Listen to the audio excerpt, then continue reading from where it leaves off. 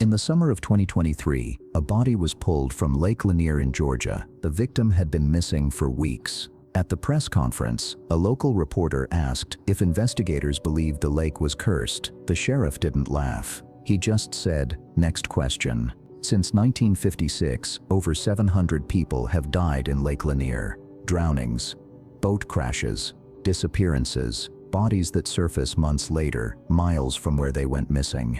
The statistics are staggering, more than 200 deaths since 1994 alone. But here's what they don't tell you on the ghost tours. Lake Lanier isn't haunted by accident victims or tragic lovers. It's haunted by something far more deliberate, by an act of systemic violence so thorough that an entire community was erased from the map twice. Once by a white mob in 1912, and again by the federal government in 1956, when they buried what was left under 45 billion gallons of water. This is the story of Oscarville, Georgia, a thriving black community that was terrorized, burned, and driven into exile, and then 4 decades later, deliberately flooded to create Atlanta's water supply. The lake isn't cursed, it's contaminated by history, by silence, by graves that were never properly moved, and buildings that were never properly demolished. The danger isn't supernatural, it's structural. The ghosts aren't metaphors, they're literally built into the architecture of the place. Welcome to Lake Lanier, where the past isn't buried, it's just underwater. Let's start with what they erased. In 1912, Forsyth County, Georgia, was home to over 1,000 black residents. They owned farms. They ran businesses. They had churches, schools, and cemeteries where their ancestors were buried. Towns like Oscarville weren't just communities. They were proof that black families could build wealth and prosperity in the Jim Crow South. That prosperity made them targets. On September 5, 1912, a white woman named Ellen Grice claimed she had been assaulted by a black man. The details of her story were vague. The evidence was non-existent, but in 1912 Georgia, accusations didn't require evidence. They required consequences. Within hours, mass arrests began. Black men were dragged from their homes and thrown into jail cells without charges. The local black preacher, Reverend Grant Smith, tried to advocate for his community. On September 7th, he was publicly beaten by a white mob in the street. Then came September 10th. Rob Edwards, a black man accused in connection with the Grice case, was lynched by a mob at the Cumming jailhouse. They didn't even wait for a trial. They didn't need one. This was never about justice.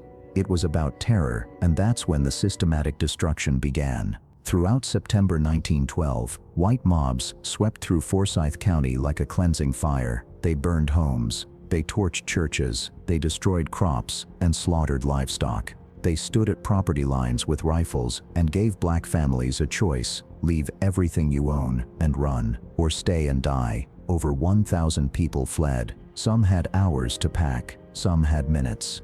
Most left with nothing but the clothes they were wearing. By October, Forsyth County was what they called a sundown town, a place where black people were not permitted after dark. It would remain that way for decades. The last black resident of Oscarville didn't leave because they wanted to. They left because staying meant death. This wasn't a riot. This wasn't a spontaneous outbreak of violence. This was ethnic cleansing, American style, a coordinated campaign to destroy a community and steal their land.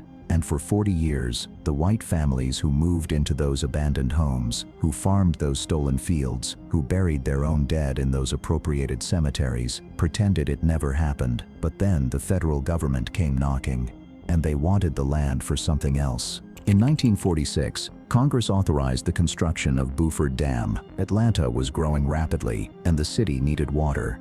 Lots of it. The solution: flood the Chattahoochee River Valley and create an artificial reservoir that would become one of the largest lakes in the southeast. They called it Lake Lanier, after a Confederate poet, because of course they did. Construction began in 1950. The U.S. Army Corps of Engineers began the process of acquiring land through eminent domain, the legal power to seize private property for public use. Nearly 700 families were displaced, their homes, their farms, their churches, all taken by the government and marked for flooding. And here's where it gets darker. Among the land being seized were the ruins of Oscarville. The town, that had been violently emptied in 1912, was now being legally erased in the 1950s. The few structures that remained, The burned-out shells of homes, the overgrown fields, the forgotten cemeteries were all in the flood zone. The Army Corps of Engineers did attempt to relocate some graves. Over 20 cemeteries were identified in the area. Families were given the option to move their ancestors' remains to higher ground, but the process was incomplete, rushed, inadequate. Many graves were unmarked. Some families didn't have the resources to pay for reburial. Others had no living descendants who even knew the graves existed because the original families had been driven out 40 years earlier and scattered across the South. Which means that when the dam was completed in 1956 and the water began to rise, it didn't just flood empty land, it flooded homes, churches, general stores, and graves. Hundreds of them, maybe thousands. No one knows the exact number because no one kept precise records of black cemeteries in 1912, Forsyth County. Now, if you're thinking this sounds like the setup for a horror movie, you're not wrong. But unlike a horror movie, we're going to follow the evidence. We're going to separate the folklore from the facts, and we're going to perform a full autopsy on this contaminated space. If that's the kind of investigation you're here for, the kind that doesn't settle for easy ghost stories, go ahead and subscribe. Because we don't do campfire tales, we do criminal profiling for history, and this case gets worse. The lake filled, slowly. Over the course of months, the water crept over roads, swallowed foundations, and submerged entire landscapes.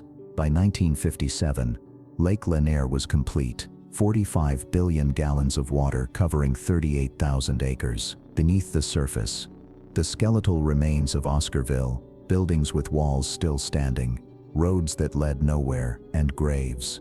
Some relocated, some abandoned, all now 40 feet underwater. The federal government called it progress. Atlanta called it essential infrastructure. But what they built wasn't just a reservoir. They built a monument to erasure. A place where history was deliberately drowned. And almost immediately, people started dying in it. The deaths began as soon as the lake opened to the public. Drownings, botting, accidents, bodies disappearing beneath the surface and not resurfacing for weeks, sometimes months, sometimes never. Over 700 deaths since 1956. That's an average of more than 10 fatalities per year for nearly 70 years. To put that in perspective, Lake Lanier is statistically one of the deadliest lakes in America. It's more dangerous than Lake Michigan, which is exponentially larger. It's more dangerous than lakes with stronger currents, colder temperatures, and higher traffic. Why? The official explanation is human error. Botting under the influence. Failure to wear life jackets. Overconfidence, recklessness. And those factors are absolutely real. The Georgia DNR reports that alcohol is involved in a significant percentage of Lake Lanier fatalities. People treat a man-made reservoir like a swimming pool and underestimate the dangers of deep, cold water. But there's another factor. One that's harder to quantify, but impossible to ignore: the submerged infrastructure. When the Army Corps of Engineers flooded the valley, they didn't clear it completely. Buildings were left standing.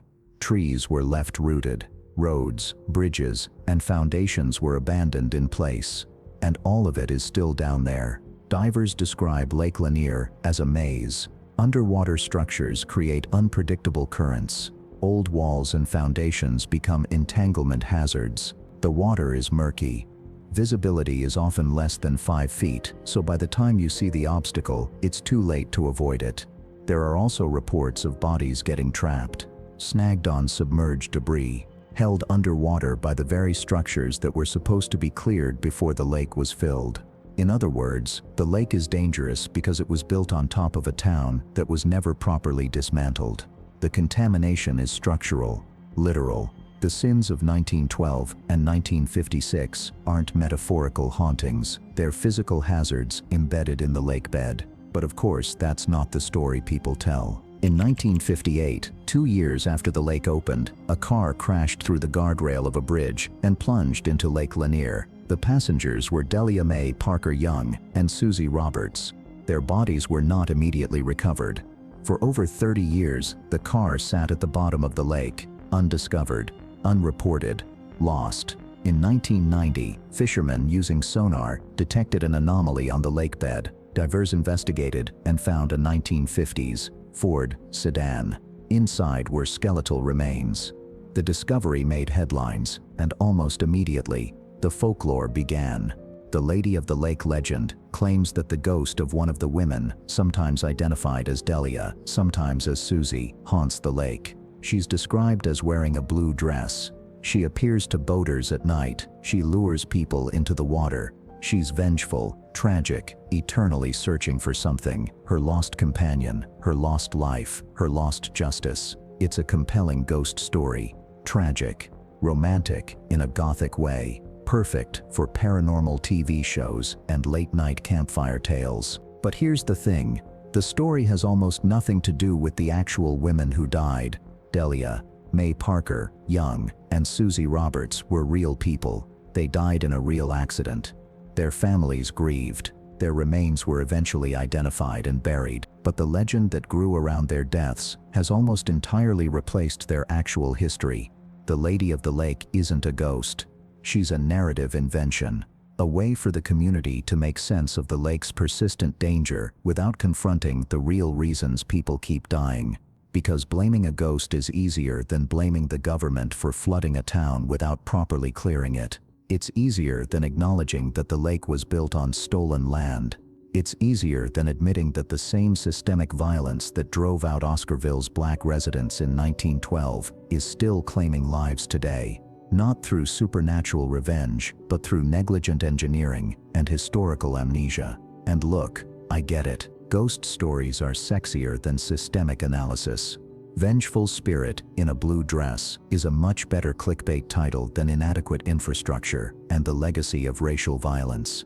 But if you've made it this far into a video about submerged cemeteries and eminent domain, you're clearly not here for the sexy ghost stories. You're here for the ugly truths. So if you want more of that, more autopsies on the places we're told are haunted, but are actually just cursed by bad policy and worse history, subscribe, hit the bell, leave a comment telling me which contaminated space we should investigate next. Because this channel doesn't traffic in folklore, we traffic in receipts.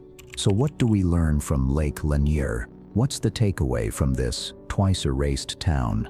First, recognize contamination as systemic, not supernatural. When a place is consistently dangerous, the explanation is almost never paranormal. It's structural. It's the result of decisions, often bad decisions, often made by people in power who didn't care about the consequences for the people who would actually have to live with them.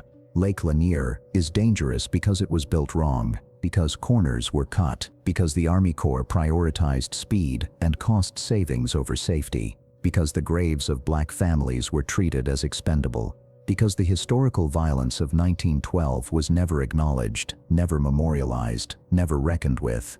The danger isn't a curse, it's negligence. Second, understand folklore as deflection. The Lady of the Lake story does something insidious. It individualizes systemic failure. It takes a pattern of deaths caused by submerged structures, inadequate safety measures, and alcohol-impaired boating, and it attributes all of it to a single vengeful spirit. That makes the problem feel mystical, unsolvable, beyond human intervention.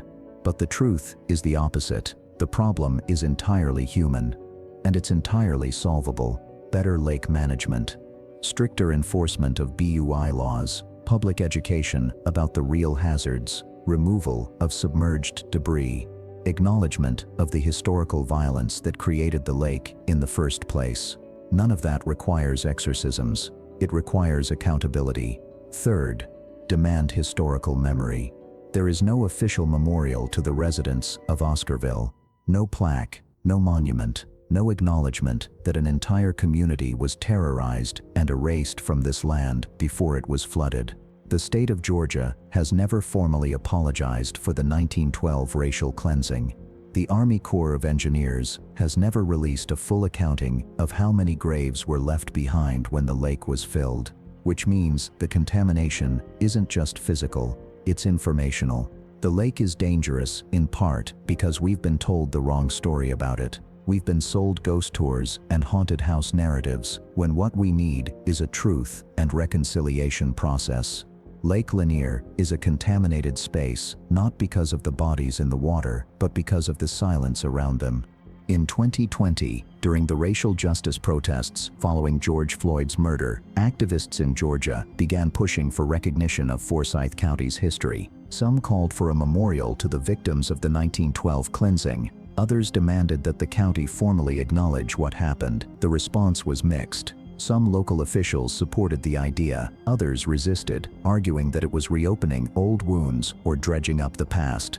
But here's the thing, you can't reopen a wound that never healed. You can't dredge up a past that's still present. The people who were driven out of Oscarville in 1912 didn't just vanish, they had children, grandchildren, descendants who know what was stolen from their families, descendants who drive past Lake Lanier and know that their ancestors' graves are down there, unmarked and unclaimed.